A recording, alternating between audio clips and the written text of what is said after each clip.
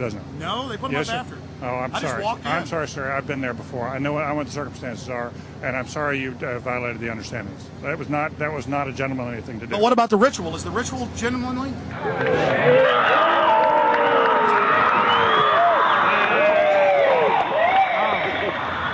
Sir, everything I don't owe you this comment. I know. I appreciate it. This is what's called ambush journalism, and I disrespect you for that as well. So thank you and Been goodbye. in the ritual? It's none of your damn business. Oh, that's right. Listen.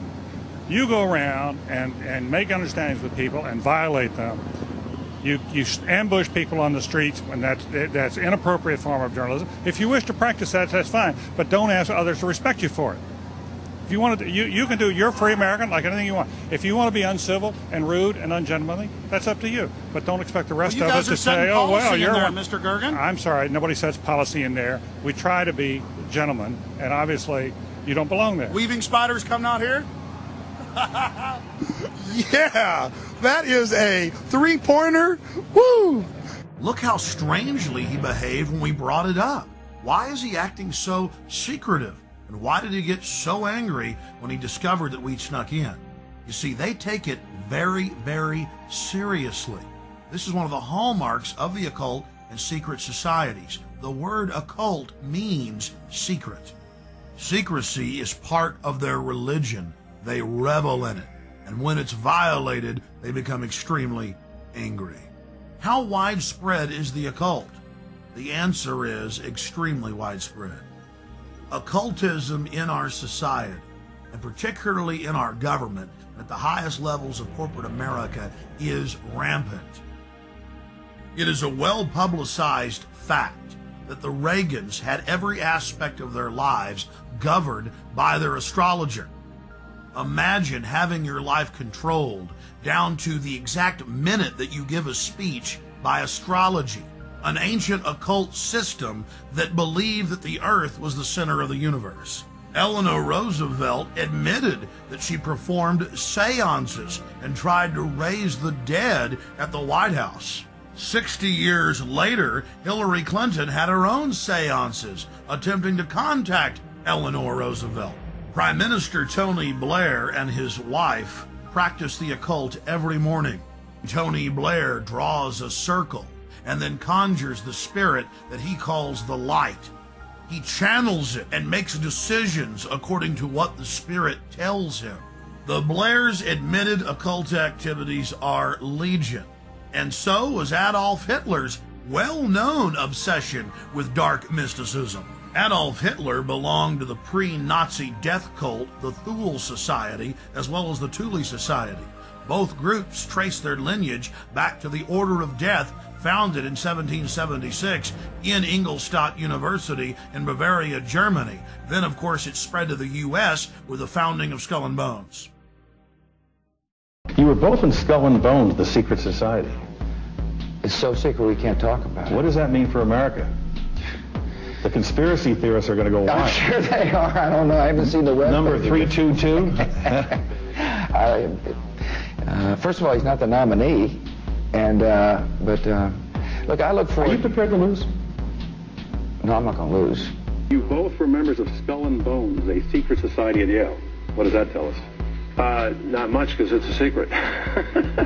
Is there a secret handshake? Is there a secret code? I wish there were something secret I could manifest. 322, secret number? There are all kinds of secrets, Tim, but one thing is not a secret. I disagree with this president's direction. Aleister Crowley, who dubbed himself the Beast and the most evil man alive, was a fellow traveler with some of the most powerful people in British society, including prominent royals. The Church of Satan, the Temple of Set, the OTO, the Golden Dawn, Skull and Bones, Bohemian Grove, the Blue Lodge, the Scottish Rite, the 33rd Degree. It seems like there are hundreds of different occultic groups, but all they are different denominations in the same religion, the Egyptian and Babylonian mystery schools. Albert Pike, who was the supreme Grand Mason of the entire world, founded the Ku Klux Klan. But you don't hear Jesse Jackson calling for his statue to be removed in Washington, D.C. Why is that? Because Jesse Jackson is a 33rd degree Mason. Now don't get me wrong, most Masons are what high-level occultists call porch Masons or outsiders. They themselves are considered neophytes by those in the inner circle or those nearer the top of the pyramid. They're compartmentalized. They believe that their great work, as they call it, is to help society. But in reality, they're being controlled and manipulated. The Knights of the Secret Circle. The Knights of the Golden Circle. This is what high-level KKK members call themselves. But even low-level KKK members do not understand that the KKK itself is part of a larger Masonic organization. Most Masons detest the Klan, but they've never looked on their own temple walls at the paintings of Albert Pike that adorn them and asked themselves why the founder of the Klan is hanging in their temple. This is the power of hidden in plain view, a favorite trick of Luciferians. Where did this dark thinking start? This black spirituality? The central thread goes back to ancient Egypt and Babylon with the mystery schools. They knew that knowledge is power, and so secret societies were formed to guard the secrets of medicine, architecture, government, agriculture. Secret societies are nothing more than the first intelligence agencies. Knowledge had to be guarded, but over time, elites abused their control of the knowledge and used it to dominate their populations. And the same sciences of control are being used today. That's why the elite today relishes secrecy. They know that it is the fount of their power. They seek to dumb down the population, not just to hoard their secret knowledge to make us even more mindless, more domesticated, like braying sheep to the slaughter. Their religion is the science of sophistry, the science of the con artist, the science of the despot, the dictator, the tyrant, the controller, the charlatan, the liar. They come to kill, steal, and destroy.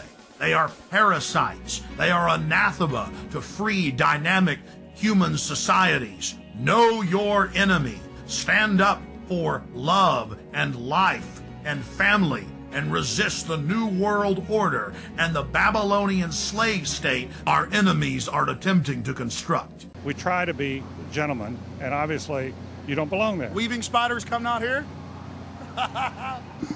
Yeah, that is a three-pointer. Woo!